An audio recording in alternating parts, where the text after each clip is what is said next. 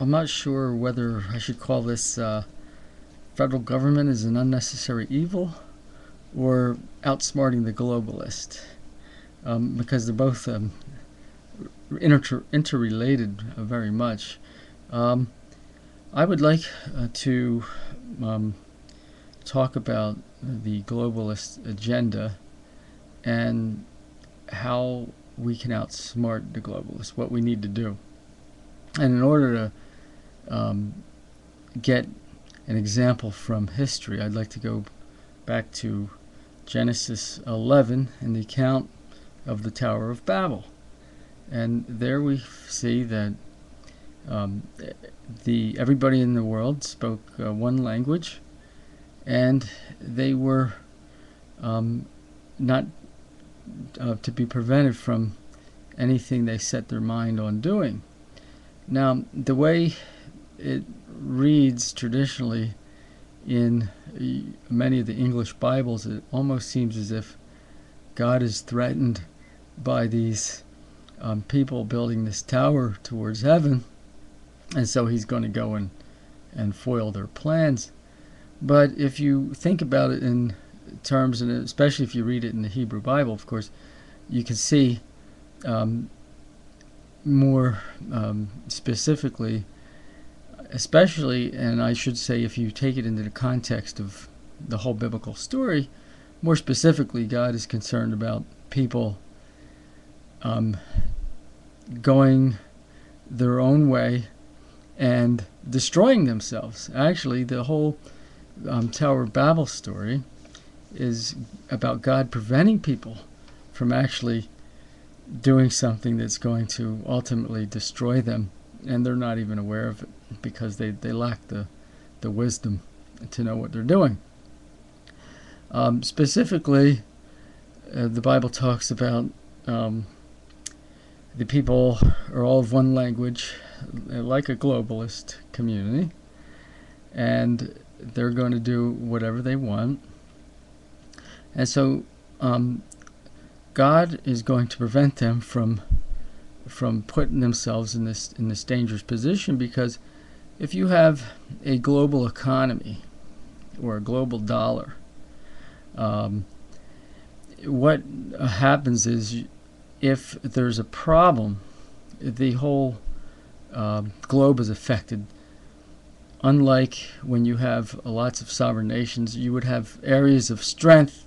If there's a weakness somewhere else, the whole body's not going to suffer to the point that there could actually be some great crisis or catastrophe where there are no areas of strength. And this is what Alan Greenspan and Bernanke and friends and the federal government are all participating in, leading us down this path. It's the blind leading the blind, and putting us in this precarious position of danger where everything is so interdependent that if there is a problem, you have no areas of strength. And they could bring the whole world into a cycle of poverty. And I think we're seeing a little taste of it right now.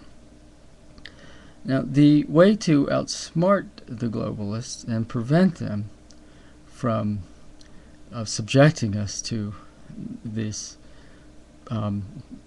danger and being led blindly by these elitists is simply to split up. I mean, this is exactly what God did at the Tower of Babel. He made it so that when they got up in the morning, these people all had so many different languages, they couldn't communicate. They had to split up and go into form separate nations around the globe. And that is what we need to do right now on the scale of America. The globalists are using our GDP as a tool for them to do their socialist experiments. And it's not, and by the way, there's two sets of globalists that we have to be aware of. You have the corporate globalists, and I would include Rush Limbaugh amongst those, and Then you have the socialist globalists. I would include Obama in that group. But both of them are vying for control of the populations of the earth. Now, Alan Greenspan, in his book, The Age of Turbulence, says that the global businesses have substituted or replaced and made unnecessary sovereign nations, or they're making unnecessary sovereign nations. So you see, he lacks the wisdom, too, of making sure that things remain diversified. This is also, I would consider, a treasonous idea, but in addition to that, it's very dangerous for us to allow this group of elitists, whether they be corporate elitists or socialist, bureaucratic elitists, we can't allow them to use our domestic product at their disposal to conduct their social experiments.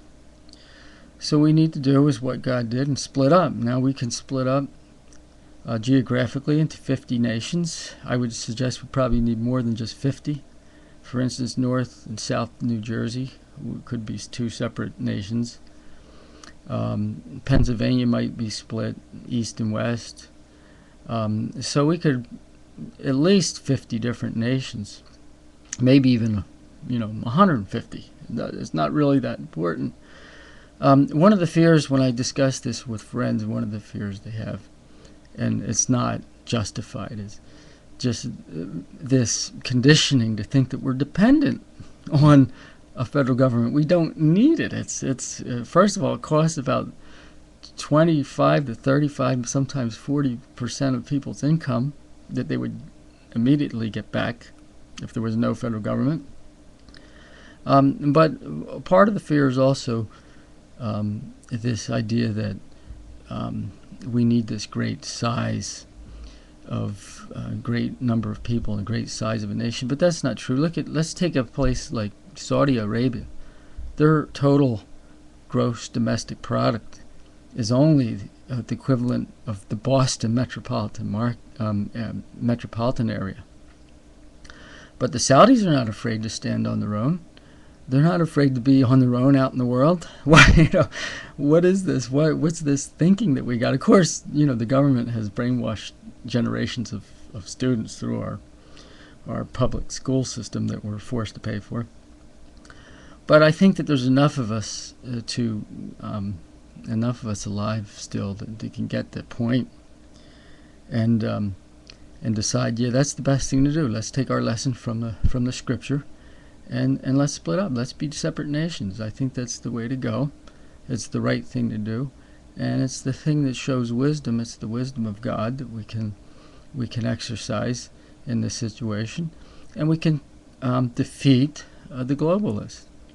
And so I think I give you plenty of food for thought along these lines, and I do think that. Well, let me leave you with this. Let's say 15 years from now, Rush Limbaugh, Glenn Beck, Sean Hannity, Mark Levin, and Michael Savage are in concentration camp, federal concentration camp.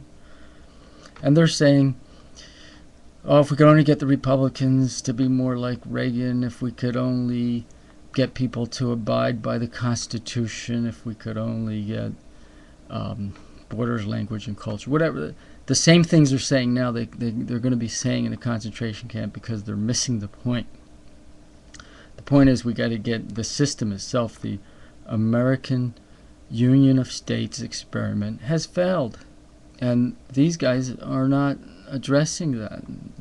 That's the problem. The experiment failed. The Union of States is not working. It's time for us to govern ourselves and split into as many different nations as we feel like we want to.